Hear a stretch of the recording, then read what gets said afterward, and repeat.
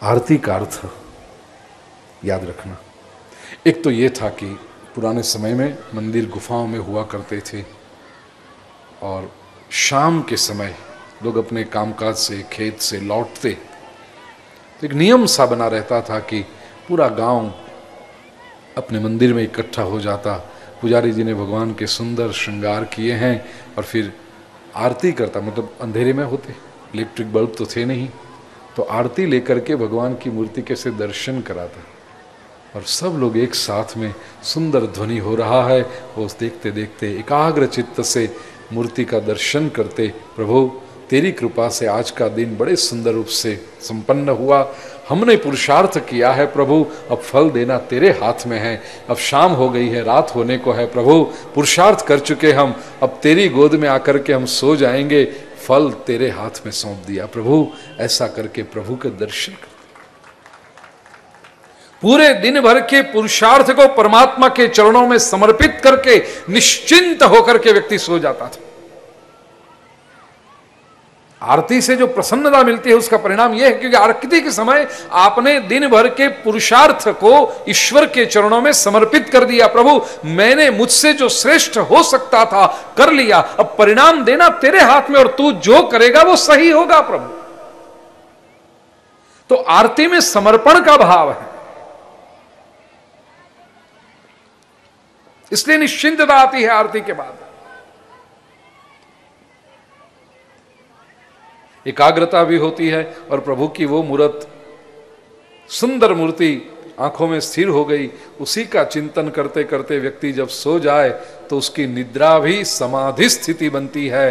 भगवान के सुंदर स्वरूप का स्मरण करते जब व्यक्ति सोता है तो उसको रात के समय चिंता नहीं होती, बुरे स्वप्न नहीं आते, भयंकर विचार नहीं आते, शांत निद्रा से वो सोता है, सुबह प्रसन्न होकर उठता है और दीप से वो एकाग्रता आसान बनती थी। आध्यात्मिक दृष्टि से एक और अर्थ था। आरती शब्द आर्त से, संस्कृत शब्द है आर्त, आर्त मतलब दुख, पीड़ा।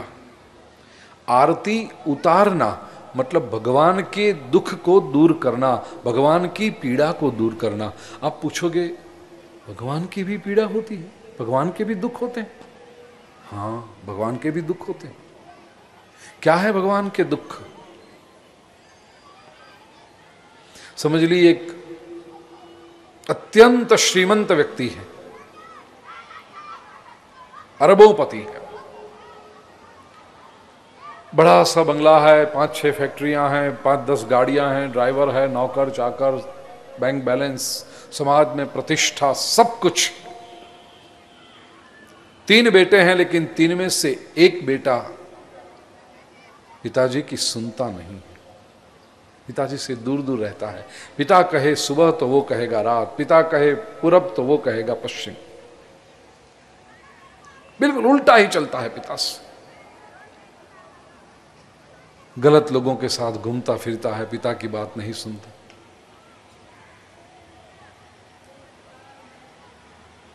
अब कहिए मुझे, ये एक बेटे की वजह से पिता का सारा सुख कितना छिन गया। वो बड़े बंगले में भी उसको नींद नहीं आएगी, मेरा बेटा सही मार्ग पर नहीं। महंगी वाली गाड़ी में घूमते समय भी उसके मन में एक चिंता बनी रहेगी, मेरा बेटा मेरी कहीं नहीं सुनता,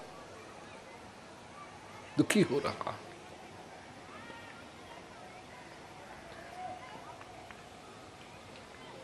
ईश्वर की भी यही स्थिति है प्यारे भाई और बहनों। समाज में कुछ बेटे भगवान के ही हैं वो भी, लेकिन प्रभु से अलग हुए जा रहे हैं, प्रभु के पास नहीं आते, प्रभु की बातें नहीं सुनते, प्रभु के मार्ग पर नहीं चलते। भगवत गीता में भगवान श्री कृष्ण ने स्पष्ट बता दिया, मनुष्य कौन? मम वर्तमान वर्तन्ते मनुष्याः पार्थ सर्वशः।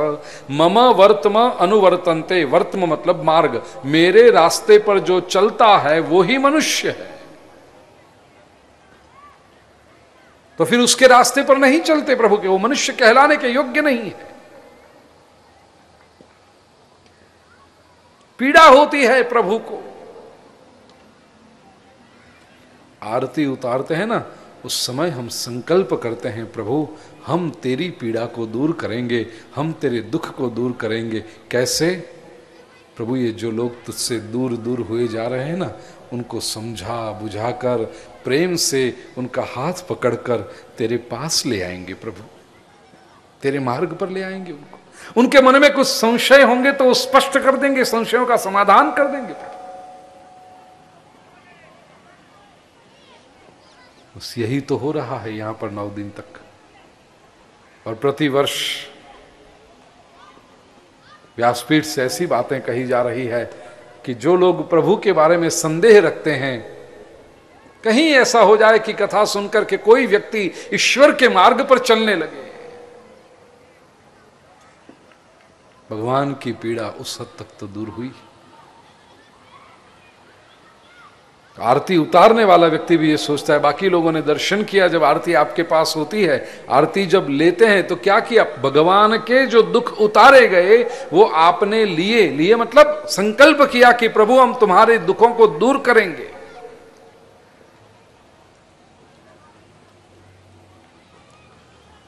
गुजरात में विशेष करके सौराष्ट्र और कच्छ में ऐसी परंपरा है कि किसी बुजुर्ग माँ जी को आप प्रणाम करो, वंदन करो, माँ चरण स्पर्श करता हूं कहो, तो माँ जी कहेगी आओ हूं तारा दुखड़ा लो, मैं तेरे दुख ले लूं। शायद आपने देखा हो वो क्या करती है, जब कोई चरण स्पर्श करता है ना, दुख खाता है, तो उस समय माँ जी यूं करके उसके ऊपर से ऐसे सर पे हाथ लगाती है, यूं करके फिर अपने यूं हाथ सरक के देखो टक टक टक हुआ, वो टक टक टक टक होता है। ये कहते हैं दुखड़ा, तुम्हारे दुख मैंने ले लिए। कितना प्रेम है बुजुर्गों का, बेटा तुम्हारे दुख मैं ले लूं। ऐसे भगवान से कहो प्रभु तुम्हारे दुख हम ले ले, हम तुम्हारी संतानों को समझा बुझा करके तुम्हारे पास ले आएंगे प्रभु, ताकि वो आपकी सेवा करे, आपको सही रूप में समझे। देखिए भगवान के बारे में ऐसा है कि अगर आप उनको सही रूप से समझो तो उनसे प्रेम किए बिना आप रह नहीं पाओगे। ईश्वर का स्वभाव ऐसा है, ईश्वर की लीला ऐसी है, ईश्वर का ऐश्वर्य ऐसा है, और ईश्वर को चाहिए क्या आपके पास से, उसे तो देना ही है, लेने की तो कोई अपेक्षा है ही नहीं, प्रभु को देना ही चाहता है।